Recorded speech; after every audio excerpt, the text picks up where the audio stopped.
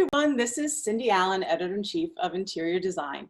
Now, we recently produced 2 weeks of our first ever virtual NeoCon on DesignTV. Crazy, right?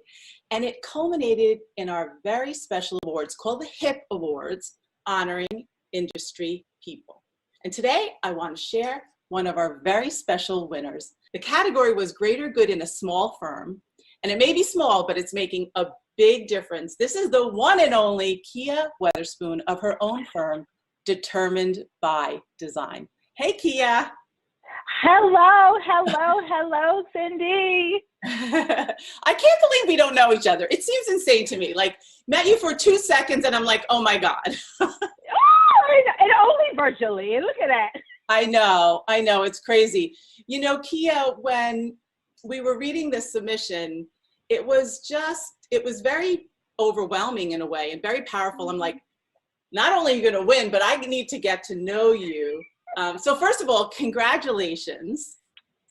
Thank you so much. They often say, women say, oh, it's humbling. Thank you. And that, I earned it because I work hard for it to get here and to be focused on the mission. So thank you. I'm excited. It was exciting.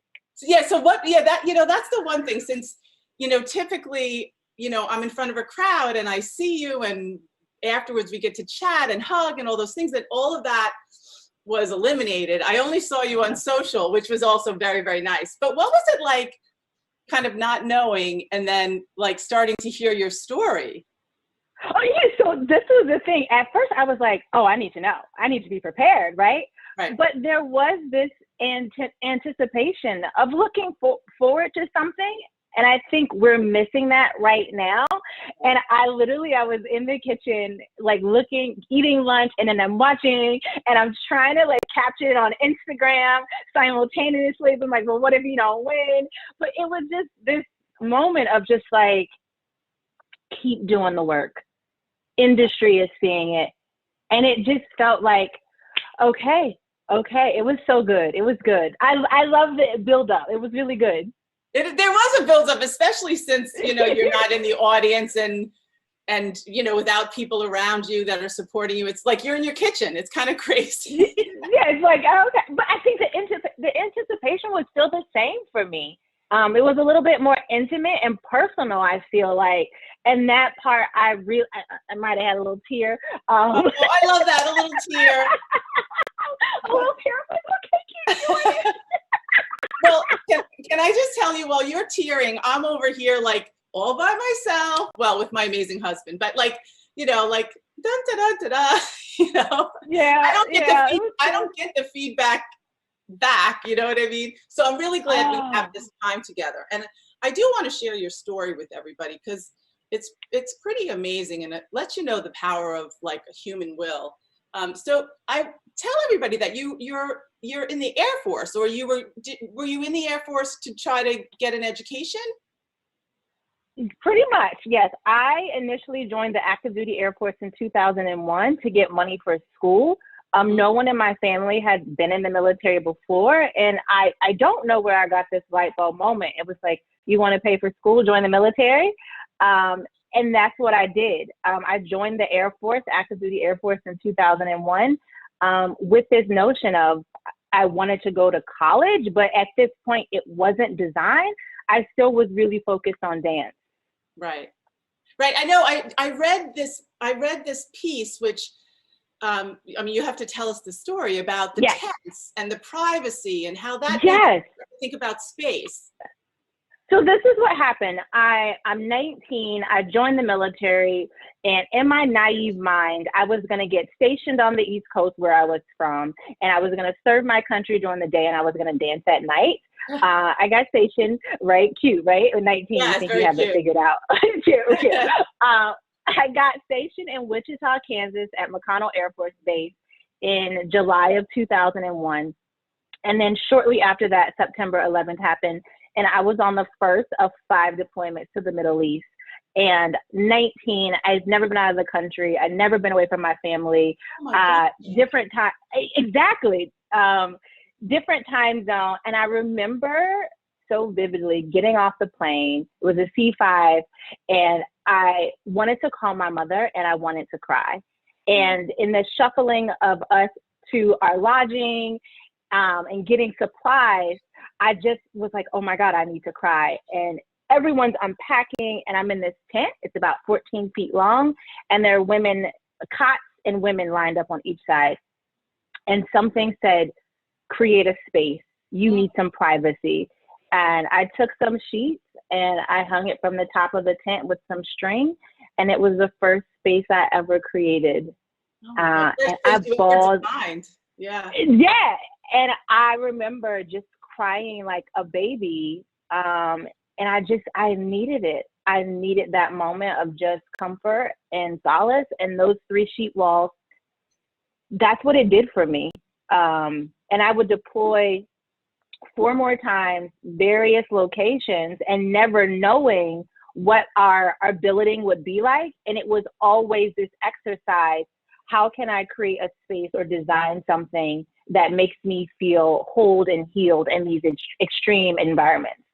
Wow. Wow. And yeah. You know, it's so true that as you were so young, now you already had a creative spirit because it was about dance, right? So that kind of makes sense to me. But also that as a young girl, you also had access to seeing that creativity as dance as opposed to design, right? So yeah. And that's, you know, we say that education is part of the big issue right now. Yeah, oh, absolutely. And I think for me, it was also, I didn't even know what interior design was a thing. I knew, what I learned was, okay, your space can impact your emotions and your feelings. And when I got out of the military, I was like, what is that? Let me Google something. I don't think Google was around back then, dating myself. But it led me to interior design in a very kind of roundabout way that I don't think I would have ever had access to, thinking about like the home and the community that I grew up in. Design or a well-designed space wasn't a thing. Our house was just our house. But this extreme experience made me realize, like, no, space is about impacting, healing, comfort, so much more. Right, right. So what a, you know, a blessing in a very strange, convoluted way. Isn't that how most blessings come, though? I think so. I think we make plans and then there are other plans for us, right? So yeah.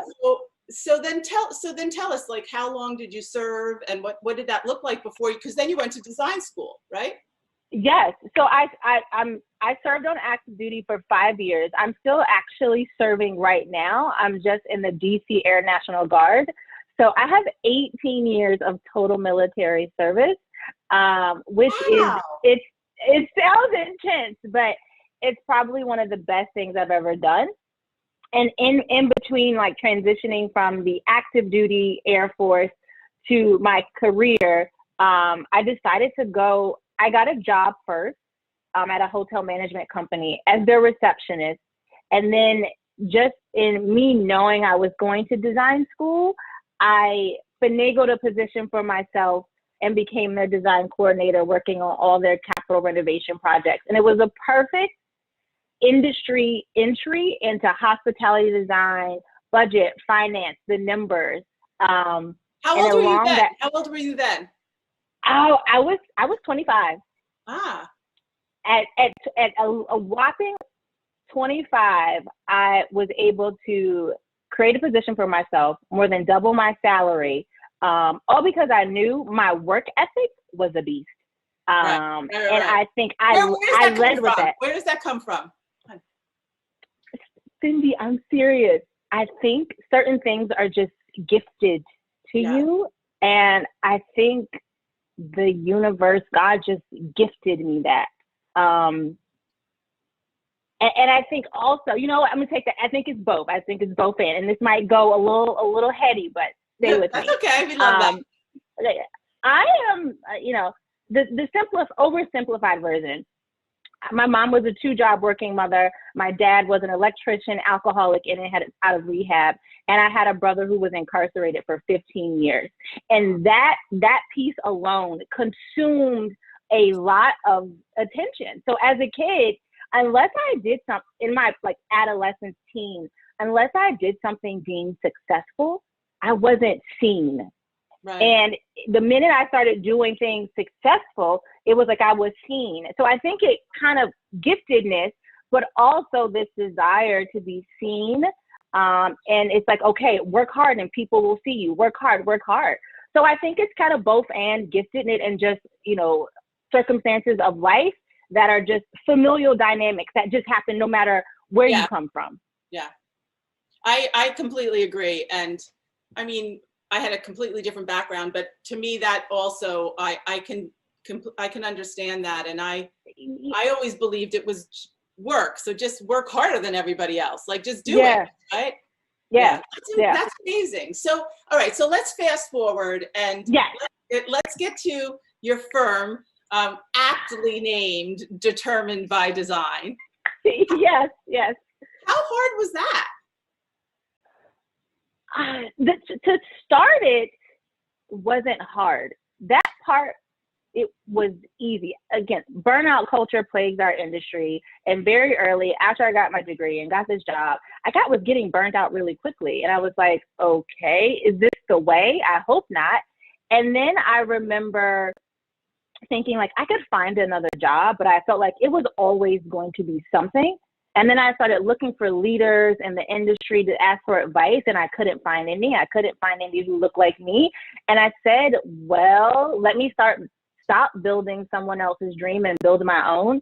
And it was the most clear, concise decision I ever made. And I never had thoughts about being an entrepreneur, but it was like, okay, build a practice that you don't see. And that was that. Right. And it's such an unbelievable message to so many young people.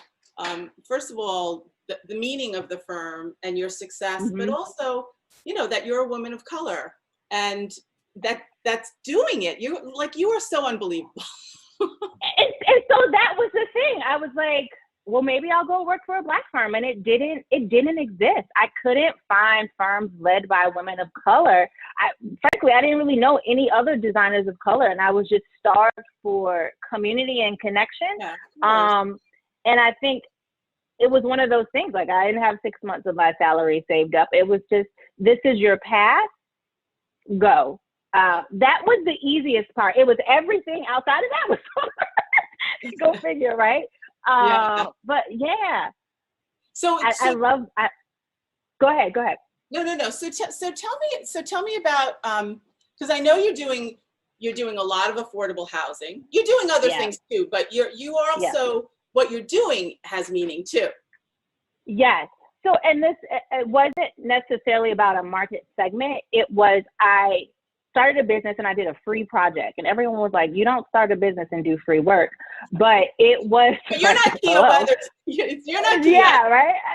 And it was a project for domestic violence survivors. And we approached this project like always all excited. I'm like, I'm going to bring interior design to these 12 women and 32 children. And in that process, the women were like, first of all, calm down. Second of all, we don't need this. Third, they couldn't tell me what they needed. They could tell me what the other women needed. And through this process, it was very important for me to make sure they felt like they were empowered to create their space. And it went from, we don't need this, to, oh my God, someone would do this for us. I thought I could only see this on TV. Is this something I could do one day? And when the space finished, the big thing about design, it's about the big reveal and the pretty picture, but we're revealing the space to the women. And this woman said to me, Miss Kia, when I walked into this room, I realized change was possible for me.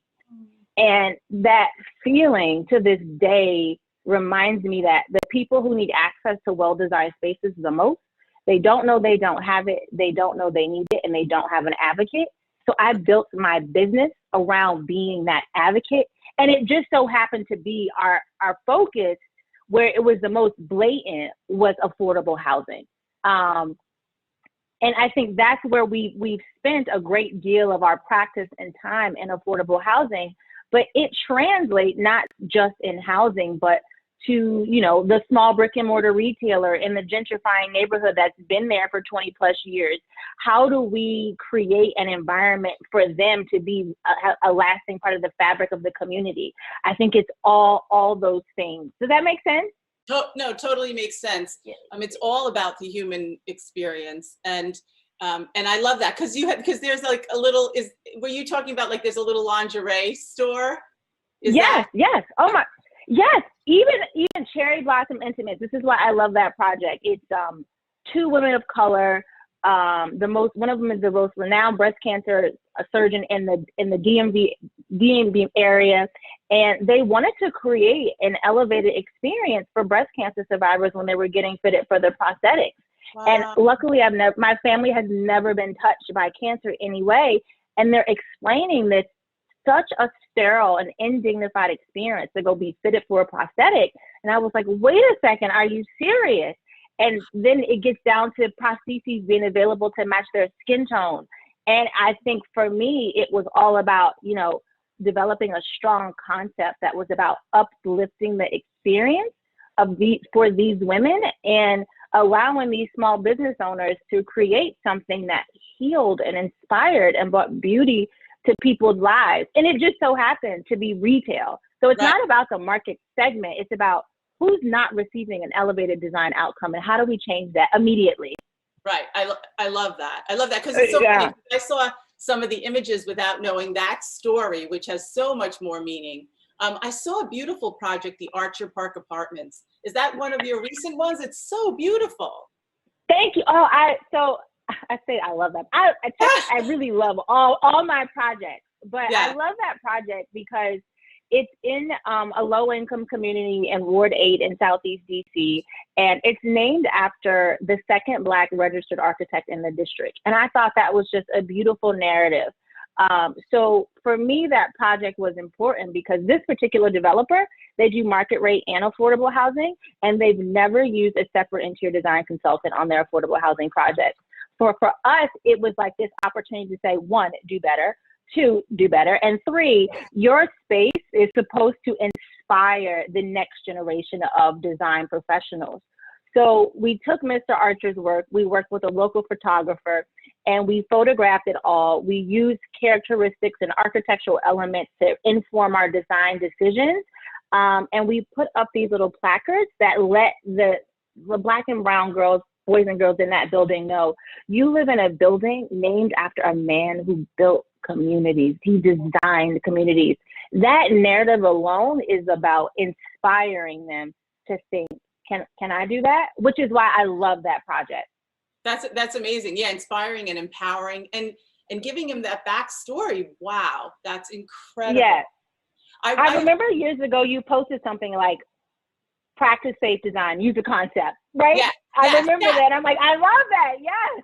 Yes. Yeah. I remember touring an affordable housing project in Long Island City, and there was a pool in the project. It was a glorious project, and a woman had just had a baby, and she was like sitting at the poolside, and she said, "Never, ever in my wildest dreams could I ever think that I would be able to afford living in a place like this." And her with the baby, it was just so incredibly touching. So I can't imagine what it's like for you to be such, you're just an amazing advocate, but you're just giving people so much more of things that, like you said, that they didn't know that they even could have or deserved, frankly. Absolutely. And that's the thing. It's we do installs and residents are like, is this stuff staying? Is this for us? Or, the leasing staff will say, people will walk into the space thinking this is, just a regular luxury or market rate building. And they're like, wait, we can't live here because this is affordable housing. But I think it is. There should be no distinction between the two. Just create spaces that reinforce someone's value. That's what we do every day. That's the mission. Absolutely. Tell me about what's the momentum at Shady Grove? What's that one? Oh, so that's the one where literally the property management was like, we get a lot of people who think that this is a market rate building. And I love that project because how we come to a lot of projects is we come in later to the game And, budgets are already set, and we have to create these design concepts and this story that really impacts the community. And that project finished last year. And we were able to kind of implement this good, better, best approach where during our design, there's this beautiful layered wood wall in the lobby. We detailed it 3 different ways.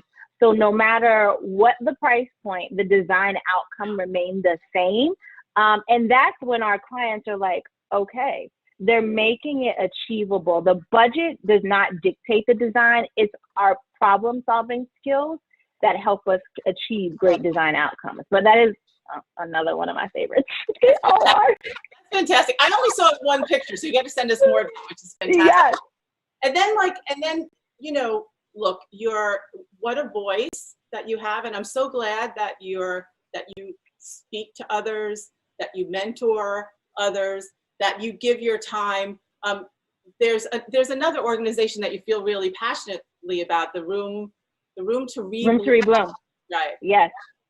And so Room to Read Bloom was that first project I did with the domestic violence survivors. And it just married itself. It was very kind of this philanthropic effort right off the bat. It's like, okay, we wanted to provide these design services, but I also needed to stay engaged as a board member.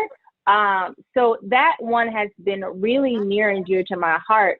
And looking at it from fundraising, policy, and working with a lot of other domestic violence agencies here in the DC area. But that project, that organization and entity was at the foundation of my practice. It's kind of crazy when I think that, I'm sorry, I have to say, think that you're from DC, where we think it's so conservative. I don't know. I'm sorry. I don't know what I'm supposed to say.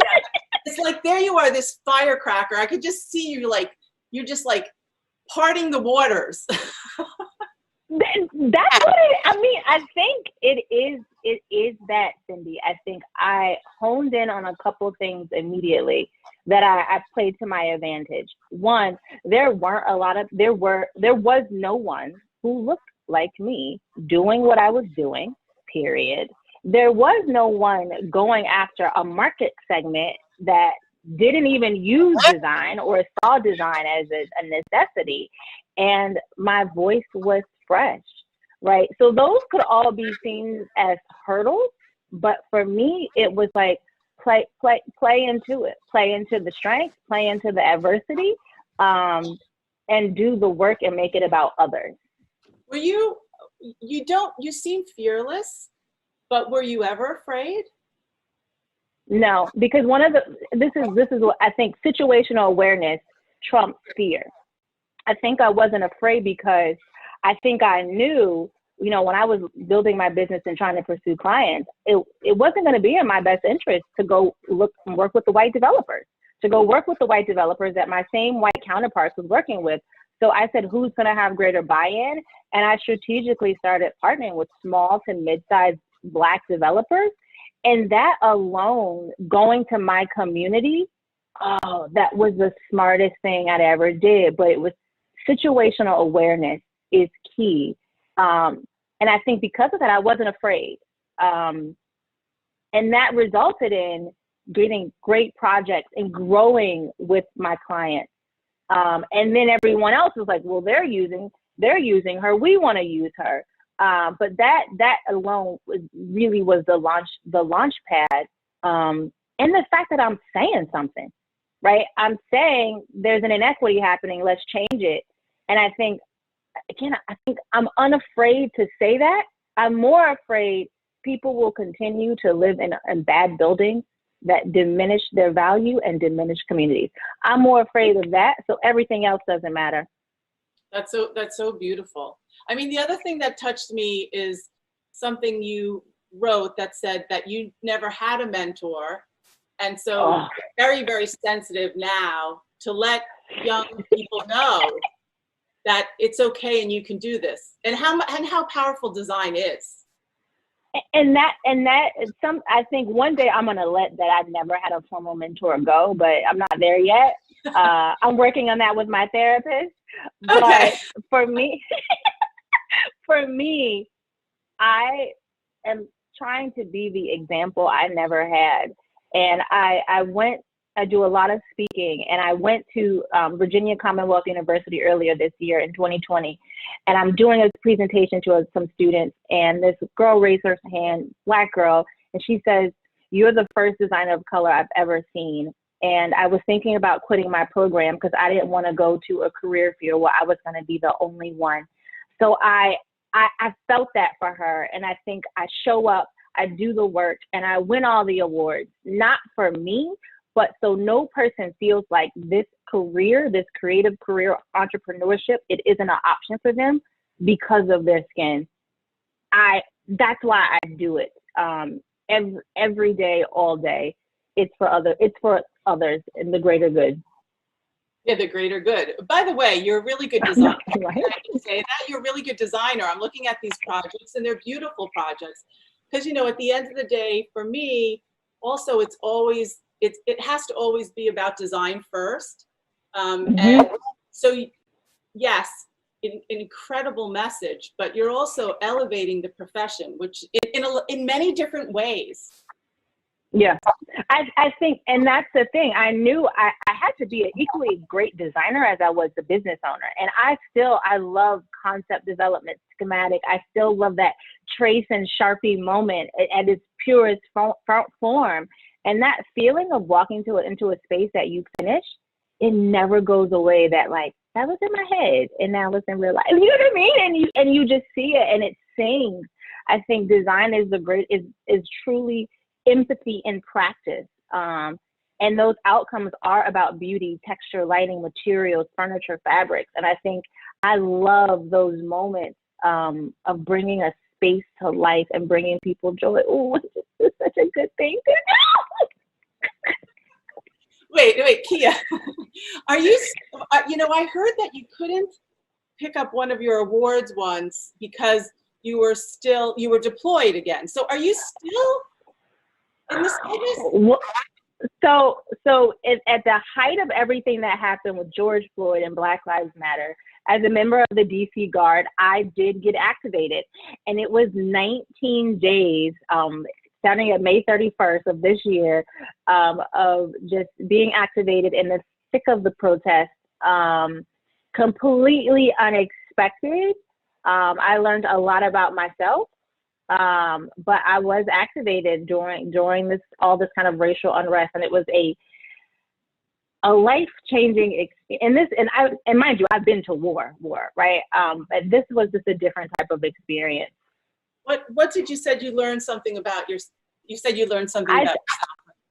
I think I learned even more just about my resiliency, and I think sometimes, there's one thing to wear the uniform. It's another thing to be Black and wear the uniform. And those two dynamics and how sometimes you have to show up for the greater good first. And then you have to ask for help. I remember at the thick of it, it kind of disrupted my business a little bit. And my wingman, the Air Force instills in you this wingman concept.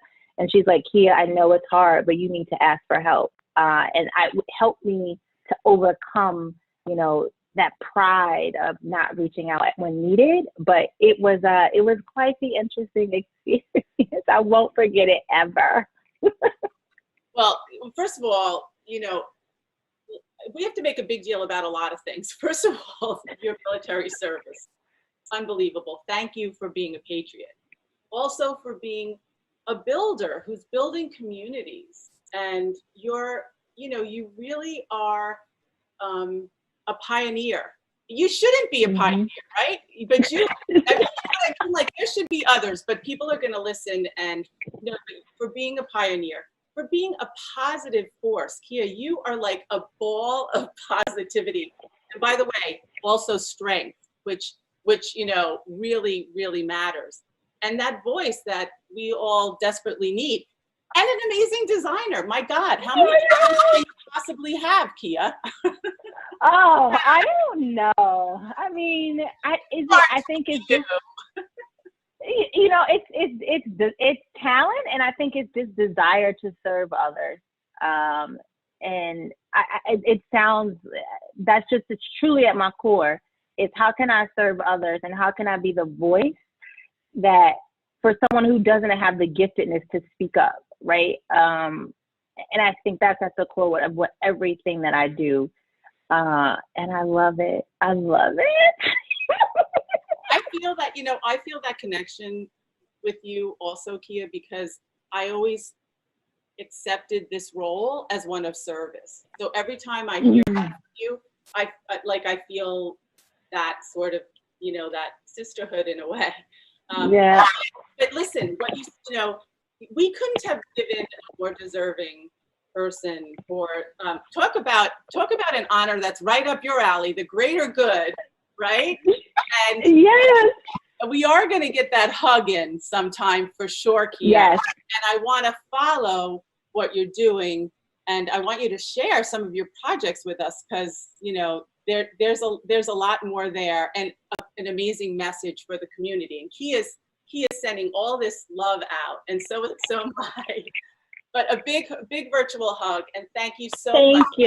Thank you. I'm like, brimming with like happiness and joy right now. Thank you so much. Thank you so much. This was my spirit needed this. I'm so grateful. So grateful. Thank you. Well, we're grateful for you. So. Wow, thank you. I'm going through just to give you to touch you. Yeah. Yeah. I love it. Thank you. Okay, Kia Weatherspoon, everybody. Congratulations. Our HIP Award winner for Greater Good Small Firm, determined by design. You're going to be hearing more about this one. Thank you.